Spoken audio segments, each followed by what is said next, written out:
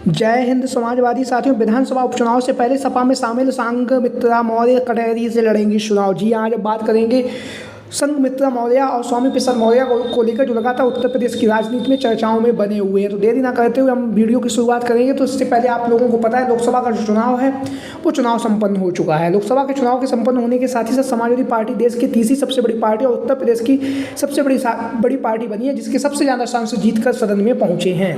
वहीं पर समाजवादी पार्टी के राष्ट्रीय अध्यक्ष अखिलेश यादव जी का जो नेतृत्व है, जिस पर लगातार प्रश्न चिन्ह उठाए जा रहे हैं, तो वो प्रश्न चिन्हों पर भी अखिलेश यादव जी ने विराम लगाया है। विराम लगाने के साथ ही साथ अखिलेश यादव जी अब उत्तर प्रदेश की राजनीति में लगातार चर्चाओं में बने हुए हैं। जहां पर आप लोगों को पता है उत्तर प्रदेश की राजनीति में अभी जो मंगेश यादव का जो एनकाउंटर हुआ है, उसको लेकर भी अखिलेश यादव लगातार भारतीय जनता पार्टी को घेरते हुए नजर आ रहे हैं। जहां पर उन्होंने एक एक करके हर मुद्दे पर, जहाँ पर जो उत्तर प्रदेश में जो कानून व्यवस्था की जो बात है, जिसको लेकर सरकार अपनी पीठ थपथपा रही है, उसको लेकर भी अखिलेश यादव लगातार सरकार पर हमलावर हैं। सरकार की नीतियों को लेकर अखिलेश यादव लगातार जनमानस के बीच में पहुंच रहे हैं। लगातार इंडिया गठबंधन के साथ पीडीए की रणनीति को मिलाकर अखिलेश यादव जी 2027 के विधानसभा के चुनाव की तैयारियों में जुटे हुए हैं। जैसा कि आप सभी लोगों को पता है, लोकसभा के चुनाव के बाद अखिलेश यादव जी के नेतृत्व पर लगातार काफ़ी नेता जो है विपक्षी दलों के उन्होंने आस्था जताई और आस्था जताने के साथ साथ उन्होंने समाजवादी पार्टी की जो सदस्यता है वो भी ली है। और समाजवादी पार्टी के राष्ट्रीय अध्यक्ष अखिलेश यादव भी लगातार अपने जो पीडीए का परिवार है उस परिवार को बढ़ा रहे हैं। परिवार बढ़ाने के साथ साथ लगातार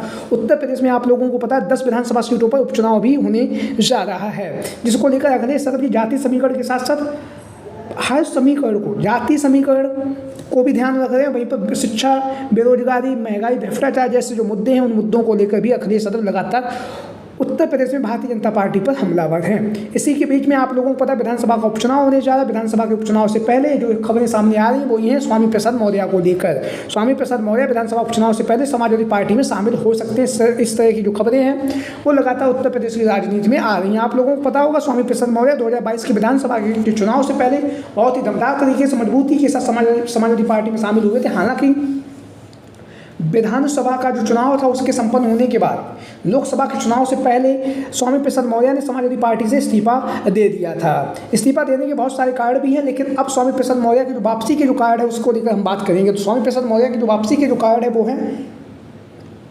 मनोज पांडे। हालांकि समाजवादी पार्टी को छोड़ने का कारण भी मनोज पांडे ही थे और समाजवादी पार्टी में शामिल होने का कारण भी मनोज पांडे ही हैं।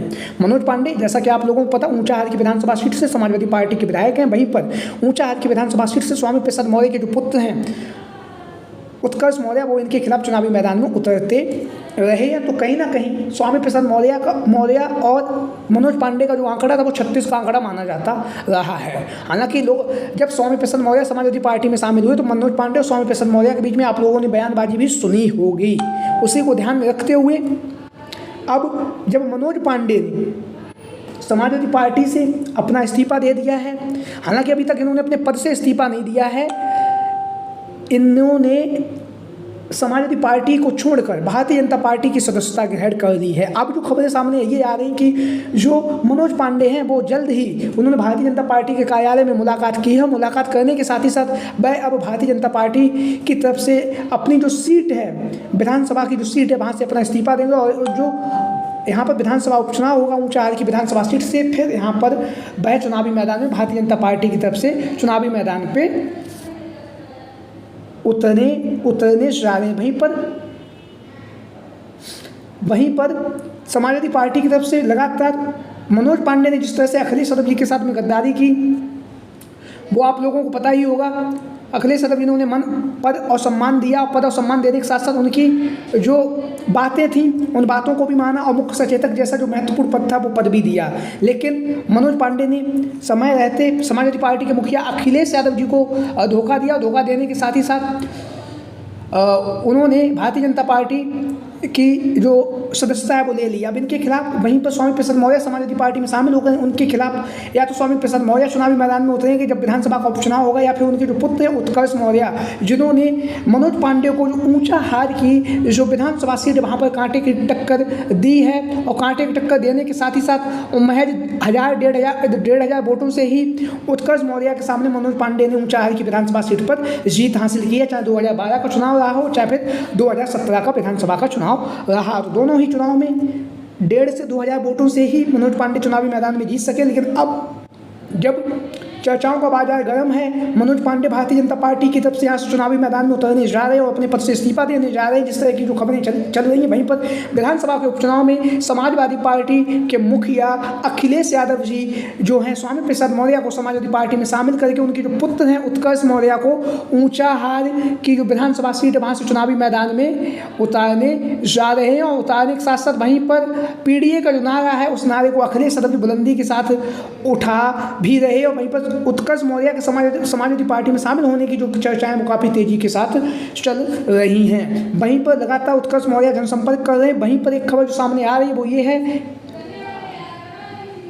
कि उनकी जो पुत्री है स्वामी प्रसाद मौर्य की जो पुत्री हैं, आप लोग जानते ही होंगे संघमित्रा मौर्य के भी समाजवादी पार्टी में शामिल होने की जो चर्चाएं वो काफ़ी तेजी के साथ चल रही, क्योंकि भारतीय जनता पार्टी की तरफ से इन्हें जो सांसदी का चुनाव जो था उनके टिकट काटा गया था। आप लोगों को पता होगा बदायूं की जो लोकसभा सीट से सांसद थी। तो ऐसी स्थिति में कहीं ना कहीं संघमित्रा मौर्य की भी भारतीय जनता पार्टी से नाराजगी भी है। और नाराजगी होने के साथ साथ समाजवादी पार्टी के मुखिया अखिलेश यादव जी संघमित्रा मौर्य को समाजवादी पार्टी में शामिल करके कहीं ना कहीं जो उत्तर प्रदेश की जो राजनीति है उसमें एक नया समीकरण सेट करने के लिए लगातार प्रयासरत हैं। और वहीं पर संघमित्रा मौर्य जैसा कि आप लोगों को पता है नवल किशोर साक्य समाजवादी पार्टी के कद्दावर नेता हैं, उनसे भी उनके संबंध रह चुके हैं। हालांकि अब संबंध नहीं है, लेकिन लगातार अब संघमित्रा मौर्य को जो नाम है समाजवादी पार्टी में शामिल होने को लेकर लगातार चर्चाओं में चल रहा है। वहीं पर जो कटहरी की विधानसभा सीट है यहाँ से संघमित्रा मौर्य के चुनावी मैदान में उतरने की जो खबरें हैं वो भी लगातार चर्चाओं में बनी हुई हैं, क्योंकि अभी तक समाजवादी पार्टी के राष्ट्रीय अध्यक्ष अखिलेश यादव जी के द्वारा